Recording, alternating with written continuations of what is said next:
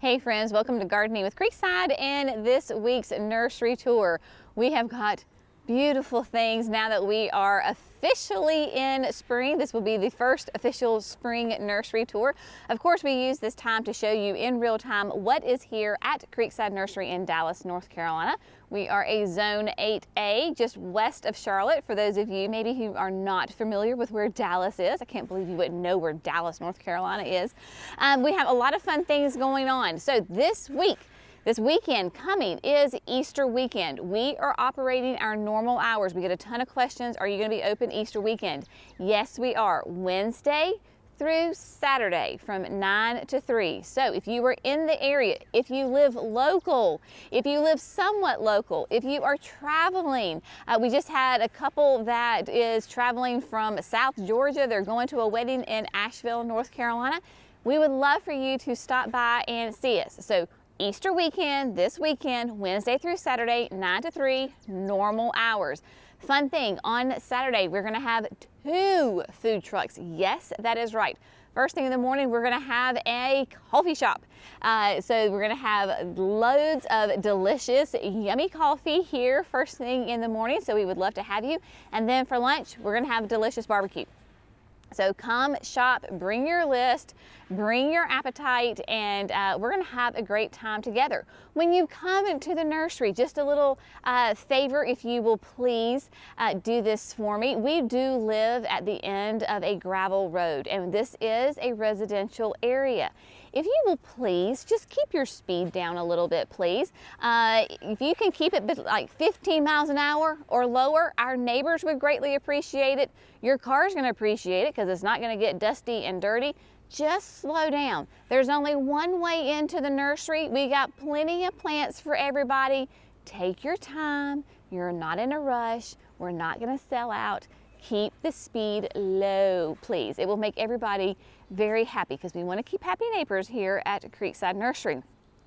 All right, let's go through it because, of course, here at the nursery, we have, if you're looking for proven winners, this is the place to come. We are have the largest selection of proven winners, plants, annuals, perennials, shrubs, their products, their fertilizer, their aquapots, their water-wise systems. Everything you can think of is proven winners. Creekside Nursery is it. We have the largest selection in the South, and we have people come from all over the country, literally all over the country, to come here and shop here in person.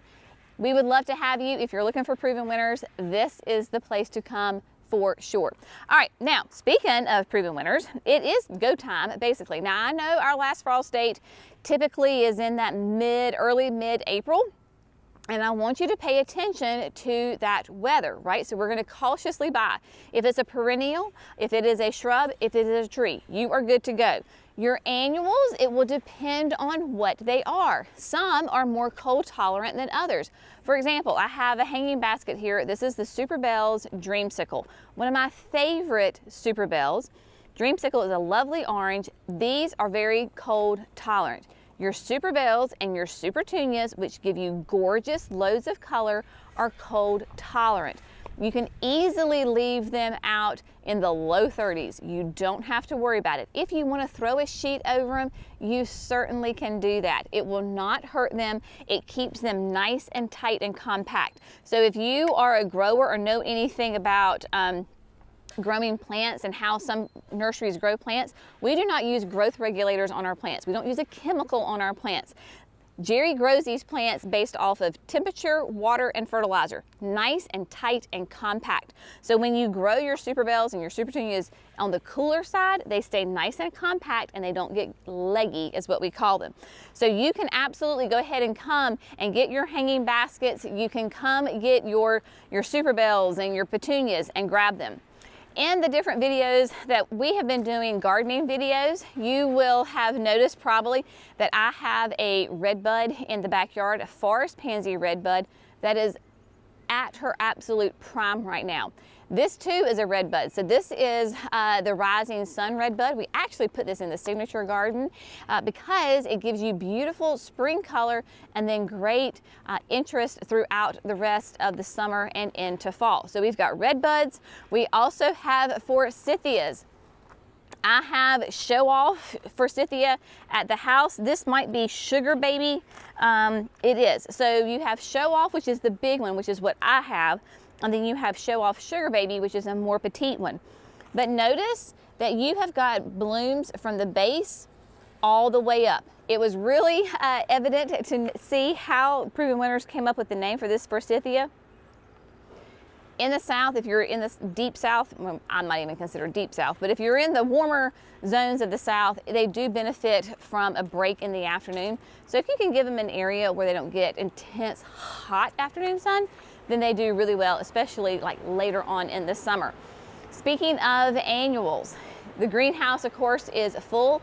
We have already started pulling out superbeas and supertunias and putting them outside. So you might notice that we've got some gaps. That just leaves us room where we can then grab some warmer weather annuals and put them down here. Great options for your cooler early spring garden are the Bidens. So we have got Campfire Marshmallow. Jerry and I are going to be planting a mass of these in the backyard this week because we're preparing for the wedding that's happening at the end of May. We're using a ton of marshmallow, so we're going to be putting that into the garden. One of my favorites is the Campfire Flame. If you like those hotter colors, it is a great, nice compact plant. The pollinators love it. And then you just cannot go wrong with the the Goldilocks Rocks. Gorgeous, I mean, stunning, big yellow flowers, has a nice fragrance to it. Like this a lot. So this pairs beautifully with purples and blues. Yeah, has more of a sprawling kind of an open habit than the other ones. Again, you can see we started moving some stuff out of here and taking it outdoors. The hummingbirds are making their way to North Carolina and moving their way up from the south. If you are looking for a hummingbird attractor, you cannot go wrong with Vermillion. Vermillion is my #1 plant for folks who like to attract their hummingbirds. This is the flower. That is as big as it gets. But Vermillion is can get tall and upright. It's 18 to 28 inches. In the landscape, it'll be that more 28. Kind of an arching habit, real open, tons of branches covered in these flowers. The hummingbirds absolutely go crazy over this plant, right? Works wonderful. Let's see. Let's try to look at something different because I feel like sometimes we go over some of the same things around here. The Guara, Petite Carolee, Petite Pink, sell it as an annual. It's really a perennial for us. Even this Silver Bullet, this Artemesia, a great accent plant. You can put it in the landscape. You can put it in a container. In the container, it's going to act as a little bit more of a spiller because it has a really kind of wide open habit. But when you're looking at those cooler colors with that silver blue foliage, it is just amazing. The verbenas, people have been going crazy over verbenas, and rightly so. So we have a nice selection of the superbeas here. So we have got the pinks, the peaches, the whites, the purples, the pink cashmere. Now you'll notice that there is not a bloom at all on these verbenas because they like it so incredibly hot. But this is when you need to start thinking about your garden. Yes, we want to have annuals, plants, any kind of plant, right, that shines in the different seasons. But sometimes if you wait till the heat actually hits, these plants are going to be gone. So like that in your lantanas, go ahead and start thinking about that. You've got to kind of imagine what it's going to be, maybe not exactly what's before your eyes right now. If you're interested in the verbenas, we have them available and we have tons of them, and we have been selling them like crazy. Another great attractor for your hummingbirds and all of your pollinators are the salvias. So the Rockin series of salvias is a wonderful option. We're going to put tons of these in the signature garden. If you've been plagued with Japanese beetles before, say on your Vermillion, they don't like the salvias, and you're still going to get all of those great benefits of the hummingbirds and all the bees. So for example, this is the Rockin Deep Purple, and you can see that it is already starting to bud out. Really deep, rich purple on it. Just nice, tight, compact habit. But in the landscape, I mean, all of these Rockins will get some good height to them. But this is a great combo right here together. You've got the Rockin Deep Purple, the Goldilocks Rocks, and then the Superbeas Sparkling Amethyst, which is a really pretty bicolor of a purple. Your cool weather people, y'all, I've been putting these out. I have the Aromance Mulberry on the back patio and in several different containers. We have hit down to, I think the lowest we hit technically was 31, 30, somewhere around there. Now I did throw a sheet over them. I put a sheet, used some clothespins to put on it. Jerry kind of laughed at me and said, you don't need to do it. I said, I went to all this work, I'm not losing my plants. So I did it. They handled it beautifully. You just put it on, clip it at night, come back the next morning and take it off. They are doing great. We're gonna put these in because of the wedding. So our bride, I was talking with her and this is like one of her absolute favorite plants. So we're gonna mix this, the Aromance Mulberry, that Campfire Marshmallow with the White Night Sweet Alyssum, if I can pull it out. So this is all gonna go in the landscape together. These do really well in those cooler climates. Nice moisture, we're getting tons of rain right now. It seems like every weekend it's raining. So all of these plants will do really well. And that's what we're gonna be planting this week in the landscape in the backyard. We're gonna do mass plantings of those three. So that way it'll be big and beautiful and the whole backyard will tie in together for the wedding. I don't know where, but somehow I'm gonna use this plant in some shape, fashion, or form because I love this Violet Night. It is a sweet alyssum, just like White Night, but obviously there is a big color difference and the vigor of this plant. You'll notice that this is much a tighter habit on it. White Night is the absolute most vigorous of the sweet alyssums that Proven Winners offers. But just look, I mean, how gorgeous is this? I love it. So look on the lookout because in some way I am going to use this plant. That's one of those plants that I don't know how I'm going to use it, but look who's next door, which is going to be a perfect companion for that Violet Night. Look at this. Hello. I'm seeing a container coming together before my very eyes. These are the Osteos. And actually this is the Osteos Bright Lights Pink. Bright Lights is the series. Pink, you have pink. And then right next door, you have purple.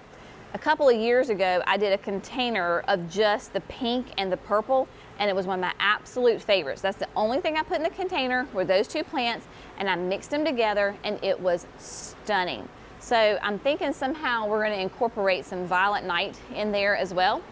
If you were with me and you remember planting those urns and those containers in the backyard, I used the Bright Lights Horizon Sunset as my centerpiece. They're starting to bloom here in the greenhouse. So that is what it looks like. Really pretty with those pinks and those purples and the oranges and the peach. You get a lot of color variation within that plant, of course. And then one of the most popular ones is the Double Moon Glow. So it still is an Osteo, still that Bright Light series, but it is a double flower, a much softer, sweeter, kind of a buttery yellow on that. And so these do really, really well for us in cooler months. So whether you're thinking spring, early summer, they kind of check out a little bit in the heat of the summer, and then they bounce right back in the fall. So just kind of keep that in mind. And this is the first year that we've done shade hanging baskets. And I love this combo. So they call this combo Eclipse of the Sun. This is going to be for your shade, right? Because we've got those Rocapuco, the Double Impatience. I want to say that this one is the orange, Rocapuco Orange. Then you've got the Color Blaze Chocolate Drop Coleus and the Sweet Carolina Sweetheart Lime Sweet Potato Vine. So you're gonna have the mounding of the Rocapucos, and then this is the trailing coleus, right? So it's gonna go up a little bit and spill over, and then we know sweet potato vine, right? It too is gonna spill over. So the great thing about both the coleus and the sweet potato vine, sun or shade, it does great in both. I am most likely gonna grab one of these baskets and repot it into a bigger container and hang it somewhere. So again, probably gonna see that in the near future in some videos once I know that we're past the last frost and freeze, because your impatiens, they do not like cold temperatures. So just kind of be mindful of that. So let's go outside for a minute, and we're gonna head over here. First of all, let's appreciate the tulips, right? I mean, look how gorgeous they are. Of course, this was the Super Collider blend from from Color Blends, and it is just showing off big time. It is a blend, of course, of the yellow, the red, and the purple. I did not plan on planting these right here, but Jenny over-ordered bulbs, so it was a wonderful, happy accident that we have them and filled in that area. Could not be happier, because it just makes such a welcoming sight to folks as they drive in. We also have them on the house side of the berm, but when you take these tulips, and as Jerry comes back up to me, I think he'll be able to pan, because we have daffodils close to the creek, and then we have daffodils up in the berm. So of course, all of those bright, cheery yellows, and so it all just kind of flows in together. And I think as we're coming out of winter and going into spring, everybody just wants as much color as you possibly can get. And the tulips certainly fulfill that desire for loads of beautiful color. I've had a lot of people ask if we have the perennial of the year, which is the pink profusion salvia. We do, and they are doing really nicely. So the pink profusion is the perennial of the year from Proven Winners. Without a doubt, it is my favorite perennial salvia from Proven Winners. It does gorgeous spikes of those nice pink flowers. It's hardy in zones 3 to 8. Even being an 8A, this performs magnificently well for us. I have it in multiple locations in the signature garden. I was just in there today weeding, and they are not quite as tall as this, but they're already forming their buds, and they of course have been there since, I don't know, October, November, and so they are doing quite nicely. The Amsonia, we've got this sweet bumblebee. Well, we did. Coming back. A little camera shy, but the Storm Cloud Amsonia, now that one is a little advanced because it was started in the greenhouse. Just to keep you up to date, my Amsonia in the yard is just popping up maybe an inch above. Here you can see we have all of, well, not all, we've started to bring out the superbeas and the supertunias. We try to keep them separated. That is the sweet honeyberry. Superbeas honeyberry, really great sweet pink. Then the yellow, you cannot go wrong with the classic yellow. One of my favorites is the black currant punch. A great new one, it might be one, there have been a couple that have come onto the market here since then, but this is the pink lemonade, the Superbeas Prism Pink Lemonade. This one is where it will actually change colors. So you go from almost like a hot pink to it's like a kaleidoscope. It is a prism of pinks and yellows together, and it is a beautiful one. Last year we sold out of this one so fast. This is the Blue Moon Punch, rightly so, gorgeous colors. This would be stunning paired with that silver bullet Artemesia, that silvery gray. That would be really, really nice together as well.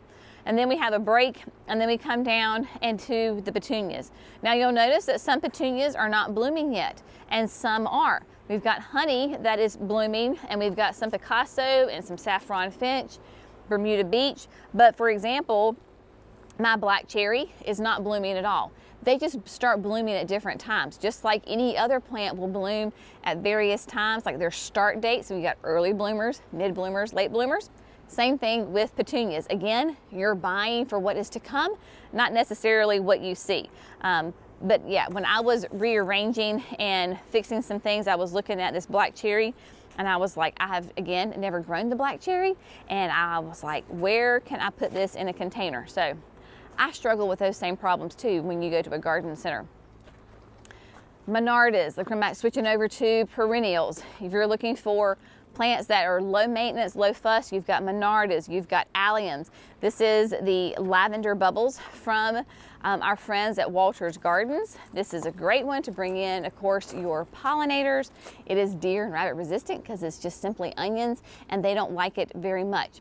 Come on over here. I mean, there's tons of stuff, y'all. We could sit here and talk about various ones. Oh, I know what I wanted to say.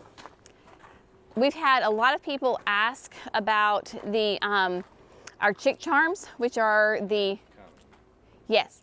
I think it was earlier than thought. Okay, so Jerry was giving me an update. I've had, and I know the sun's kind of probably weird here. Had a lot of people ask like when we're gonna get our chick charms, which are the sempervivums, and I was like, oh my gosh, I think we forgot to order them. But no, past Jenny remembered to order them, so I ordered them this past fall, and they're coming ASAP. So once they get here, we'll make a post because y'all love those chick charms as much as we do. They're perennials, they're great, they're low maintenance, they're easy, no fuss. So don't worry, the chick charms are on their way, and they will be here relatively quickly. So just know that those are coming along and will be here. When we come to the pines is basically where we keep all of our predominantly shade-loving shrubs and perennials.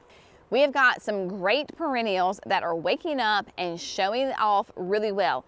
From one gardener to the next, I have a whole slew of hostas that need to go in the ground at the chicken coop in that woodland garden. Now is a great time to do it. For example, this is such a fun plant.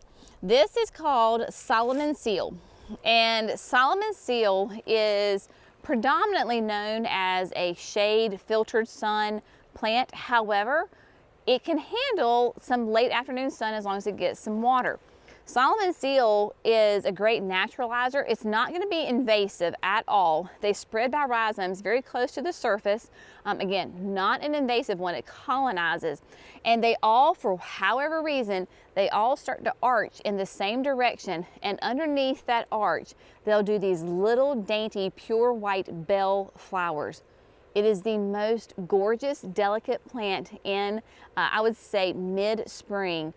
Beautiful. So we have got these. They're very cold hardy. They overwintered right here in the containers last year and are doing really, really nicely. If you are looking to do hostas, we have one of the best selections of hostas anywhere because we have got a ton of hostas. And in fact, my husband was kind of fussing at me. He was like, because I keep ordering. I'm like, oh, well, we don't have this hosta, so I'll order 20 or 30. Oh, but we don't have this one either, so I'll order another 20 or 30. And he's like, woman, stop ordering hostas. And I'm like, honey, you can't sell them if you don't have them, right? So you got to come and help me out and prove my point with the hostas. But all of these hostas here in the pines overwintered in containers. So this is naturally what they look like. Do you need to worry about covering them or protecting them? We don't. So we've had those low 30-degree nights and they are perfectly fine. Y'all, these are, I'm just gonna let Jerry come in here and just kind of pan over. There is a hosta of every size, like what he's showing you is Wrinkle in Time, which is a really nice short petite one, right? You can tell that just by how it's growing. And then you have like Blueberry Muffin, which is going to be a little bit taller. Obviously it's going to be a bluer hosta. Then you've got right here, like this is Island Breeze. I mean, my gosh, y'all, look at that color on that hosta. So much fun. And then here you can tell this is called T-Rex. Well, guess what? T-Rex is going to be a big hosta, and it too is going to be in that blue family and has got like a lighter green, it looks like right here, veining in it. So there are so many different hostas. This is, I think, Humpback Whale, which is going to be another nice big one. Lots of those available. You've got, this is the Diamond Lake. Like, look at the Diamond Lake from Proven Winners. Nice, big, ruffled edges on it. So whether you want blue hostas, you want chartreuse, you want bicolor, you want big, you want short, you want white flowers, you want purple flowers, like there is a hosta for you. And they come in just a million gazillion colors. And that's why I love, personally, a shade garden, a woodland garden, both to plant in and to visit, because it does not have to be matchy-matchy. Up where I'm going to plant in the chicken coop, there's only one hosta that I'm repeating. I have 3 of them because I'm going to do a little thingy with them. But there's probably 20 hostas, so that means there's there's like 17 different varieties of them, right? So you can just have fun. If you like it, pick it up and put it in a container. And I'm gonna let Jerry back up just a little bit because I want to show you something. We still have the strawberry planters, the succulent planters, whatever you want to call them. You can go either way with that. From Michael Carr. Last summer, now I got this was not my idea. I got this idea from our friend Miss Kathy, who is an absolutely amazing gardener and friend. And she has one of these, and she filled hers up with mini hostas. Now I need to come in here and add a little bit more compost around it, but you can see that these are all coming back. There are a few that are repeated. I have my tags in here of all the different hostas that are in here. Would you sell this? Would I sell this? Jerry just asked me if I would sell it. Well, it has a price tag on it. It does have a price tag. So yes, I would sell it. I don't really want to sell it, but if somebody was like, oh my gosh, I love this, then I would. But it does have a price tag on it. So at some point somebody had a discussion about that? Yes, Cece and I did. Okay, good. But we priced it accordingly. Good. Yeah, so we priced it accordingly. And one reason that I wouldn't want to sell it is because I want to see it in all its glory. Like I want to see it when it's full and really pretty.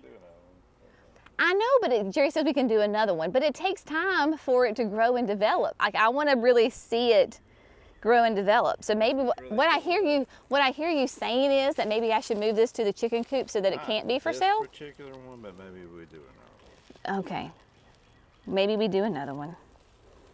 This will be really nice. So for example, what's in here is we have that wrinkle in time that we showed you, sun mouse, blue mouse, mighty mouse. Can you tell there's a theme here? Wiggles and squiggles, mini skirt, and Pandora's box. Yeah, those are the ones. There's a couple of them that are repeated just because we didn't have that many. There was too many holes, but yeah.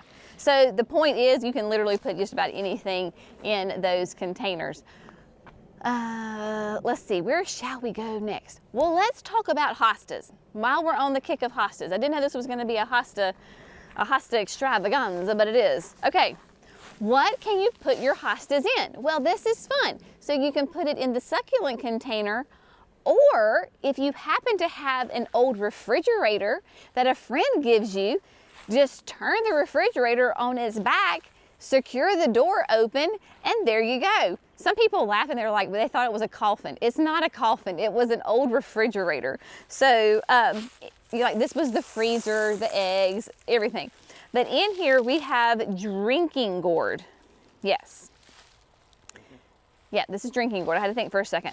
And that literally, y'all, is the only plant that is in here. Why would I only put one plant in this big, huge container? Because drinking gourd gets this tall and it gets this big. It is a massive hosta. It needs to be fertilized because I haven't fertilized it. It needs to probably have a little compost. She needs a little love on her.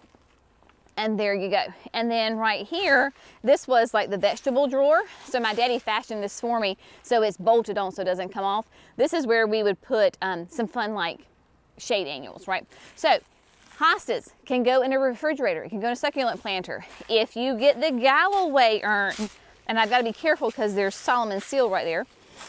If you get a Galloway urn, here we have the stained glass hosta. So this too, by the end, whew, I'm telling you, y'all, the pollen is getting us. We've already had to stop once because Jenny was choking and then now Jerry's sneezing. But this will fill in this entire Galloway urn right here. So yeah, and when your hostas, when they start to get too big and you need to move them, just lift them out, cut them in half or fourths or whatever it is, divide it out, and then they just kind of multiply. The best time to do that with your hostas though is like late fall into, the winter, early spring. Let's move on over here. There's so many great things. Oh, a great option for my people who need more hostas. If you're looking for ground covers, because we get people asking about ground covers all the time, and we are very selective of what we offer as ground covers, because oftentimes ground covers can be highly invasive, and when you're trying to get rid of them, it is an absolute nightmare. So we don't per se carry a lot of ground covers because they often are very problematic. However, and I know that there'll be somebody out there somewhere that says this plant's horrible, because there's, no matter what I say, there's always somebody that wants to prove me wrong. This is the Proven Accents Pink Chablis. We sell this as an annual, but it is a perennial for us, and it is a perennial in zones 4 to 8. This is a great ground cover to use in the garden. It is low, it will spread out. You have seen it in my garden around the white by the gate camellia that is on the trellis. It does beautiful pink flowers. Mine in the garden right now is actually blooming. It will retain this color and this foliage throughout the winter for me. Maybe if you're in a colder zone and maybe it does die back some or covered in snow. But as you can see with all these containers, this is what it would look like in your garden, plus the really soft, delicate pink flowers on it. So this is a great ground cover option for you. You can easily, as it starts to go out, if you want to add it to one spot or another, you literally can just grab a group of roots and just plant it somewhere else. So that is a beautiful plant that is low maintenance. If you don't want to use it as a perennial, use it as an annual, put it in a container, and it will act as a spiller. As you can see that it will spill over. There's so many different things, and like we could literally go through hydrangeas, we could do through camellias, we could go through viburnums or eucharas, or you name it. There's just so many different plants that are out there and available and so stinking fun right now in your garden center. So if you are in an area of the country or the world that is starting to go into a growing zone, and that growing time, right, the season of growing, you're not covered in snow, then go out and visit your local garden center. I think that's a great idea to go visit your local garden center and see what's happening and growing and blooming and thriving. And if you need something, add it to your garden. As always, we're here for you Wednesday through Saturday, 9 to 3. We look forward to seeing you, and as always, we appreciate you. Y'all have a great day. We'll see you in the next video. Bye, friends.